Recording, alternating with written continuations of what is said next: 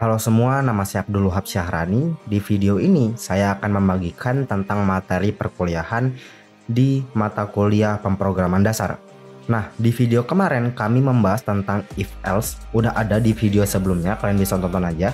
Dan di video kali ini kami membahas tentang sintaks switch. Nah, jadi untuk switch itu kalian bisa cari di Google, namanya adalah switch case C++. Jadi untuk else if dan switch case itu memiliki keunggulannya masing-masing, tapi sama aja gitu, hampir mirip, yaitu untuk seleksi data. Dan video ini saya harap teman-teman semua yang kurang paham saat ada pelajaran di kelas atau belum mempelajari ini, kalian bisa mempelajarinya lebih awal. Kita langsung ke materinya.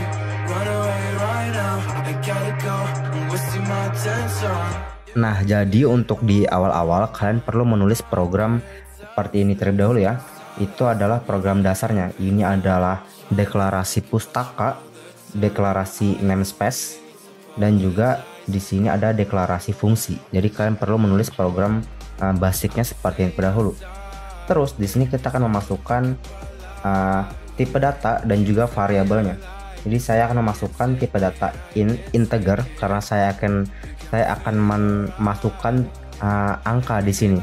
Bukan huruf ya, angka, karena angka maka in atau integer. In, nama variabelnya itu aja bebas, contohnya aja AWS.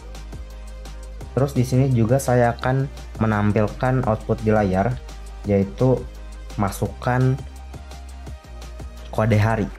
Jadi di sini saya akan masukkan code.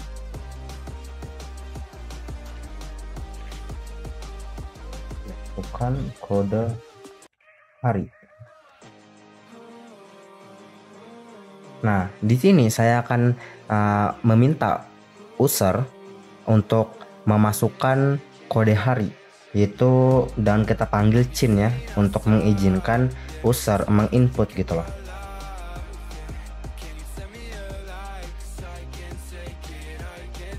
Nah, untuk seperti ini itu sudah bisa kalian jalankan.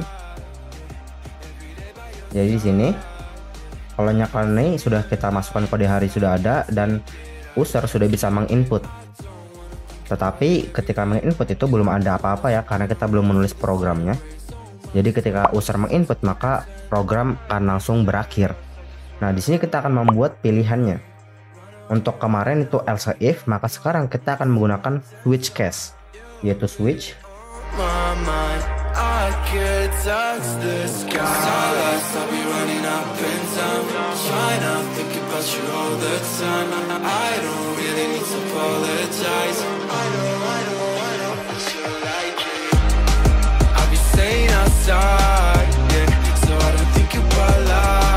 Nah, jadi di sini kita sudah memasukkan switch ya. Jadi dalam switch itu ada tiga tipe data, mungkin ini bahasanya saya juga kurang tahu, cuman ada tiga sintaks seperti ini. Itu ada case, ada juga break, ada juga default. Jadi di sini saya akan menjelaskan. Case itu adalah ketika kondisi pertama. Jadi ketika kondisi pertama terjadi, maka ini yang akan terjadi gitu loh, yang di bagian sini. Dan break itu artinya untuk menghentikan program. Nah, jadi ketika case ini terpenuhi, maka break ini berfungsi untuk agar eksekusinya itu berhenti di situ aja. Jadi dia nggak lanjut ke bawah. Karena if else dia akan otomatis berhenti sendiri ya. Tapi ketika switch itu dia akan mengoperasikan semuanya. Jadi di switch kita menggunakan break untuk menghentikannya. Break itu berfungsi untuk menghentikan eksekusinya gitu loh. Terus di sini juga ada default.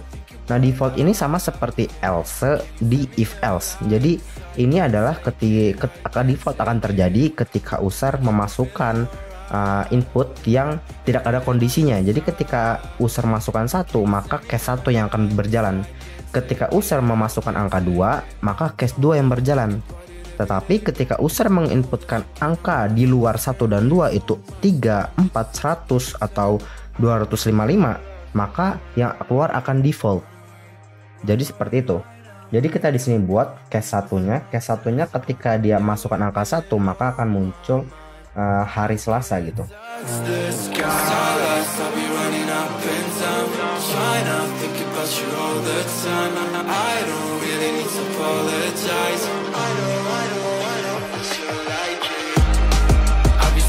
outside Nah, jadi seperti ini ya. Saya jelaskan ulang lagi. Jadi ketika user memenuhi kondisi pertama, maka akan muncul hari Selasa. Dan ketika user memenuhi kondisi kedua, maka akan muncul hari Rabu. Dan ketika user memasukkan input yang di luar kondisi satu dan kondisi kedua, maka yang akan keluar adalah masukkan kode hari dan benar. Kita langsung aja ke prakteknya. Di sini, ketika kita masukkan satu, itu yang akan keluar adalah hari Selasa. Kita jalankan lagi. Ketika kita masukkan 2, maka yang akan keluar itu adalah hari Rabu. Dan kita masukkan bilangan yang di luar itu, kita input hal yang di luar itu. Jadi kan di luar 1 dan 2, berarti kita bisa jadi 100 misalnya. Maka kita akan diminta untuk masukkan kode hari dan benar. Nah, itu jadi contoh pengaplikasiannya. Kalian bisa meningkatkannya lagi. Contohnya aja di sini saya akan buat jadi dari hari Senin sampai hari Minggu ya.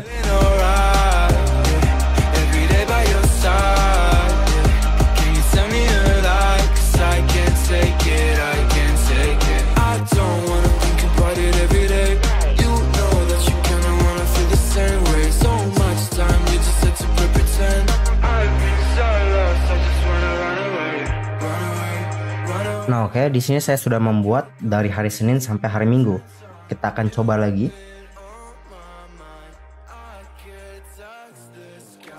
Maka akan muncul hari Rabu ya, karena kita masukkan kondisi 3. Nah, di sini saya juga akan mendeskripsikan atau memberikan contoh fungsi dari break ini. Kan ini kan fungsi kasus sudah. Sekarang kita akan mengimplementasikan apa sih fungsi break ini. Jadi di sini saya akan menonaktifkan break di case 1 dan break di case 2. Oke, kita langsung jalankan. Ketika saya memenuhi kita masukkan kondisi 1, maka akan muncul sampai dan kondisi ketiga. Kenapa? Karena breaknya itu baru ada di kondisi ketiga. Nah, maka akan muncul hari Senin, terus juga hari Selasa, dan juga hari Rabu. Jadi untuk sintaks switch case itu dia akan berhenti programnya ketika ada break. Oke, jadi ketika ada break dia baru berhenti. Kalau breaknya di bawah ya berhenti, berarti dia berhentinya di bawah gitu loh. Tapi ini nggak mempengaruhi hal yang secara signifikan ya, karena memang ada beberapa data yang dibutuhkan seperti ini. Contohnya aja menghitung sisa hari dalam seminggu, maka itu dibutuhkan kan Senin, Selasa, Rabu, Kamis, Jumat. Misalnya kita hari Rabu, berarti akan muncul Kamis, Jumat, Sabtu, Minggu gitu loh. Atau mungkin ketika kita sekarang hari Jumat, maka sisa harinya itu adalah Sabtu dan Minggu. Itu dibutuhkan. Itu ketika kasusnya seperti itu, kalian boleh menggunakan switch. Untuk if else itu nggak bisa ya, karena if else itu dia ketika satu kondisi dan satu pernyataan gitu loh. Kalau switch itu dia ketika satu kondisi tapi banyak banyak pernyataannya, mungkin bahasanya seperti itu ya. Nah, tapi ketika di sini kita break, contohnya kita break ya, kita break di hari 1 dan 2-nya, di 2 dan 3, ya 1 dan 2-nya kita break, maka dia akan berhenti di sini, karena di sini ada break. Nah, dia sampai hari Senin aja, karena di sini ada break, makanya dia berhenti.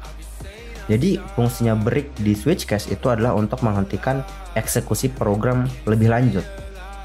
Jadi seperti itu. Terus untuk default tadi sudah ya. Jadi default itu adalah kondisi dimana ketika saya akan geser, kondisi dimana ketika kalian memasukkan input selain di luar kondisi ini. Kan kondisinya ini kan ada 1 sampai 7. Kalau kalian masukkan 8, maka yang keluar adalah default. Kalau kalian masukkan A atau karakter, maka itu yang akan keluar adalah default. Di sini saya akan menjelaskan ini ya, tentang switch case dan if else perbedaannya. Jadi switch itu adalah kondisi hanya dinyatakan dan bilangan bulat atau karakter. Nah, jadi di sini switch itu dia hanya bisa bilangan bulat, itu satu rentangnya itu adalah 0 sampai 255 ya. Jadi 0 jika bisa masukkan satu aja di sana sampai dengan angka 255. Nah, terus Kalau huruf, nah itu kan karakter ya masuknya. Kan ini kan bilangan bulat. Kalau huruf bagaimana? Kalau huruf, kalian boleh menggunakan huruf dan catatan seperti ini. In itu kan integer, kalian ganti menjadi char atau karakter. Terus untuk case-nya itu kalian perlu memberi tanda petik. Tanda petiknya begini dan A, atau mungkin A terus juga tanda petik B, tanda petik.